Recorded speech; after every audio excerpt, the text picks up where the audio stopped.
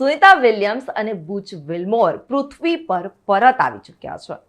આંતરરાષ્ટ્રીય અવકાશ મથકમાંથી પૃથ્વી પર આવતા જ અવકાશ યાત્રીઓને 17 કલાક લાગ્યા હતા. નાસા અવકાશ યાત્રી સુનિતા વિલિયમ્સે બુધવારે સવારે 3 કલાક અને 27 મિનિટે ફ્લોરિડાના દરિયાકાંઠે સ્પેસએક્સ ડ્રેગન ફ્રીડન અવકાશ યાનમાં મુસાફરી કરીને પૃથ્વી પર પગ મૂક્યો હતો. કેપ્સ્યુલ પાણીમાં પડતાની સાથે જ આ કામગીરીમાં સામેલ અધિકારીઓએ રાહતનો શ્વાસ લીધો છે.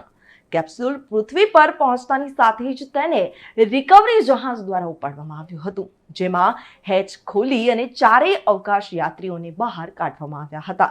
ક્રૂ 9 કમાન્ડર નિક હેઇગ્રાઉન્ડ ક્રૂની મદદથી ડ્રેગન કેપ્સ્યુલમાંથી બહાર નીકળનારા સૌ પ્રથમ હતા. આ પછી રોસકોસ્મોસ અવકાશ યાત્રી એલેક્ઝાન્ડર ગોર્બુનોવ બહાર આવ્યા હતા અને આ પછી સુનિતા વિલિયમ્સને બહાર મોકલવામાં આવ્યા હતા.